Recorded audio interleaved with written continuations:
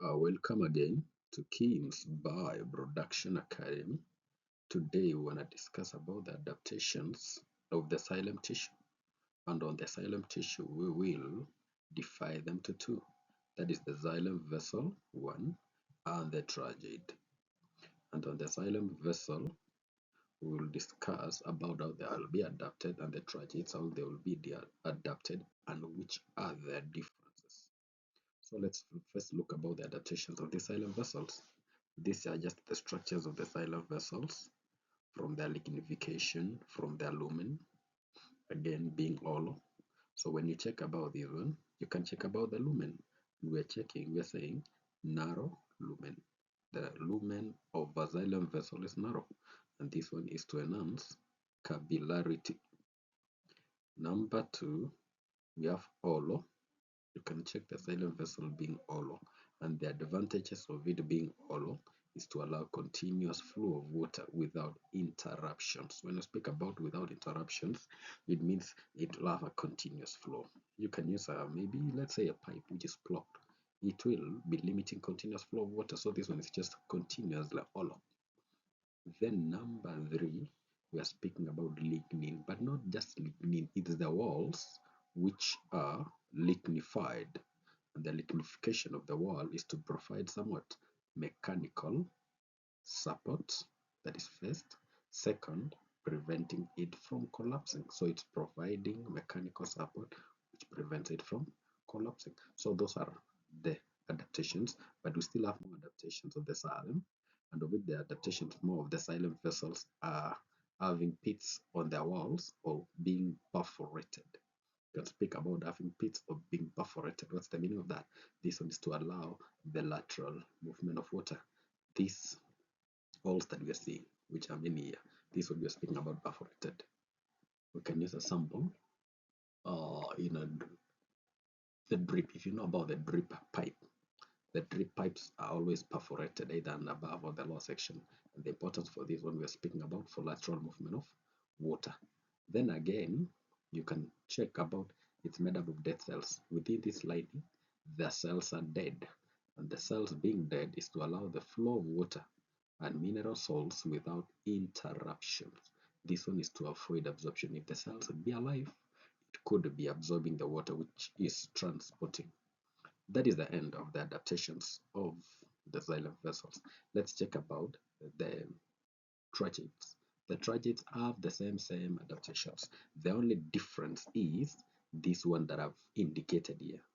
The ends are turbid end. And this turbid end we are speaking about, sorry, which are perforated and makes them less efficient in transportation of water than the xylem vessels. So it means xylem vessels are more efficient in water transportation. But this other one we are speaking about, the ends are turbid. So what's the difference between now the xylem vessel and the trachea? This one is about what? The tracheids are turbid at the end, while the vessels are hollow. So we are speaking about turbid end, the vessels are hollow.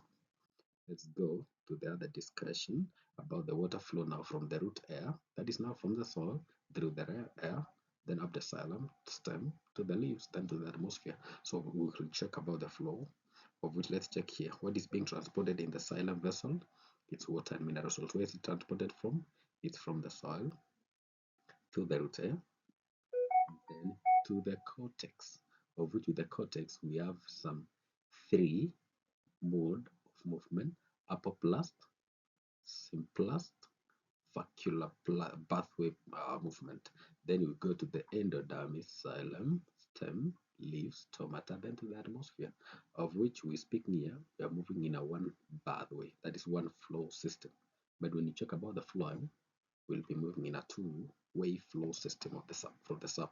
Then you can check about the thick cell wall made up of lignin. This outer wall is made up of lignin. Then the outer section is the cell wall, which will be made up of the cellulose. So cells having no end walls between the xylem. You can check here. We are speaking about being always continuous, and that's why water will be flowing continuously. So we're speaking about water flow within this what pathway. So when you speak about these three methods of water flow, in the cortex, we have the upper plast. When you speak about the upper plast, this one is the movement of water through the cell wall without crossing the cell membrane. So we are speaking about water flow through the cell wall without crossing the cell membrane. That is the upper plast. Simple plast, the simple what? Simplast. The simplast, that is the movement of water through the cytoplasm via the plasmodesmata. That's now the movement of the water from the xylem vessel to the phloem tissue. Then the third one, which is the vacuolar pathway, that is from the vacuoles. That is now movement of water from one of the vacuole to the other vacuole, the vacuoles, through a process of osmosis. Then now the water will flow from the cortex to the endodermis. From the endodermis, that is where we have the Casparian strip. And you understand the role of the Casparian strip will be blocking water. To block the upper plast flow. And we speak about the upper plast flow, we say it prevents water from the cell wall from crossing through the cell membrane. That is the outside water. So from this now endodermis, we're speaking about we have Casparian strip, which is made up of a waterproof material called suberin, right? So from that point now, the water will just flow and end up through the symplastic flow. Then from this point, the water will flow to the xylem vessel, then to the stem, to the leaves, stomata, then to the atmosphere. So we have forces that drives water and mineral salts up the xylem. And the first force, you can check, we have transpiration pull. Transpiration pull will only apply, it's a pull force that will happen immediately after transpiration. So the concentration gradient within the mesophyll layer of the leaf will increase, creating that pull force. Then capillary action, this is brought by the narrow lumen, so the water will rise up this xylem and the stem, then to the leaves through the xylem narrow lumen of the xylem vessel by capillarity. We have the root pressure, so this is a push force, and this one will be created in the endodermis. Then cohesion, then adhesion force. Cohesion force is a force of attraction. What is being attracted? Water molecules get attracted, then will be held up by a nitrogen bond.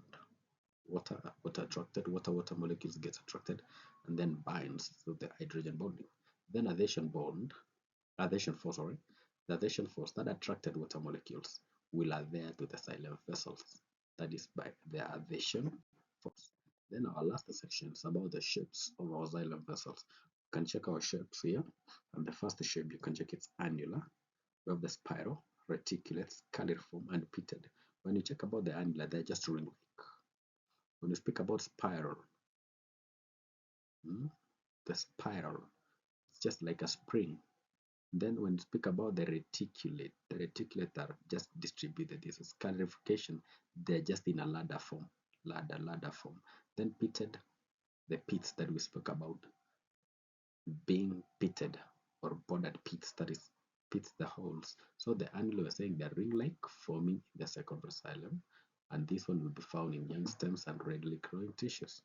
Spiral or helical thickening, these are deposited in the secondary xylem, provides both strength and flexibility. That's for the spiral. Strength and flexibility common in the young what growing tissues.